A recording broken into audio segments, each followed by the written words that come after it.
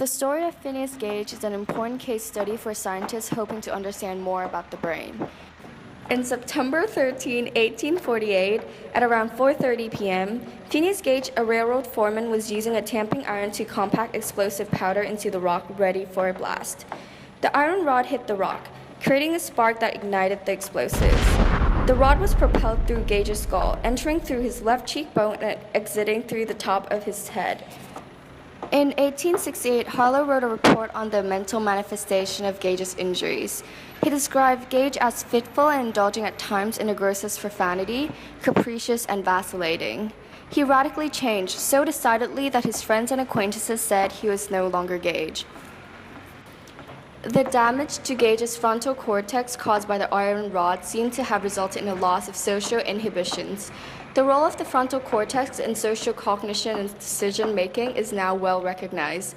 In the 19th century, however, neurologists were only just beginning to realize these connections. Gage injuries provide some of the first evidence that the frontal cortex was involved in personality and behavior.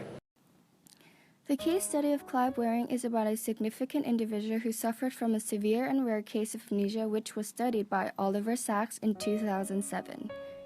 Clive Waring was a musician who got a viral infection, encephalitis. This left him with serious brain damage in the hippocampus, which caused memory impairment. He suffered from anterograde and retrograde amnesia.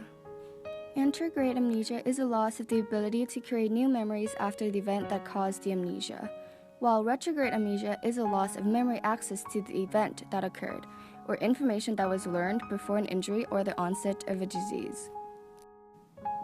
Clive could not transfer information from short-term memory to long-term memory. His memory lasted 7 to 30 seconds, and he was unable to form new memories. Waring still had the ability to talk, read, write, conduct, and sight-read music. Waring's episodic memory and some of his semantic memory were lost.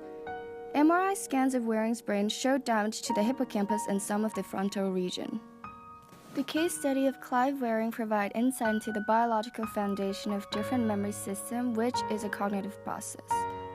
Waring's case highlights the interaction between cognitive and physiology as it establishes the link by illustrating the effect of physiological causes in the brain.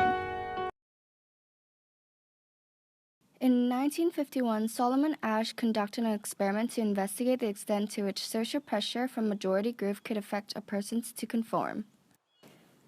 Asch used a lab experiment to study conformity, whereby 50 male students from Swarthmore College in the USA participated in a vision test. Using a lines judgment task, Asch put a naive participant in a room with 7 Confederates. The Confederates had agreed in advance what their responses would be when presented with the line task. The real participant did not know this and was led to believe that the other 7 participants were also real participants like themselves. Each person in the room had to state aloud which comparison line, A, B, or C, was most like the target line. The answer was always obvious. The real participant sat at the end of the row and gave his or her answer last. Asch measured the number of times each participant conformed to the majority view.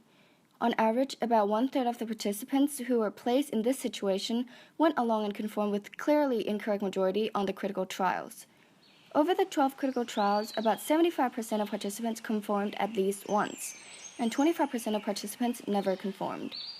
In the control group, with no pressure to conform to Confederates, less than 1% of participants gave the wrong answer. Why did the participant conform so readily? When they were interviewed after the experiment, most of them said that they did not really believe the conforming answers, but had gone along with the group for fear of being ridiculed or thought peculiar. A few of them said that they really did believe the group's answer were correct. People conform for 2 main reasons: because they want to fit in with the group, called normative influence, and because they believe the group is better informed than they are, informational influence.